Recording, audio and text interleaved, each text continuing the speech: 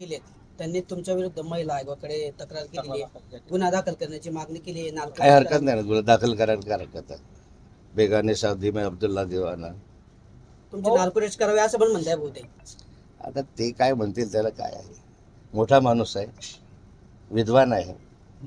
तेवढ्याच विद्वान माणसाविषयी रिमार्क्स करणं मला लहान माणसाला शोभेचं नाही आहे. मी वारंवार सांगितलं की मी केलेलंच नाही विधान.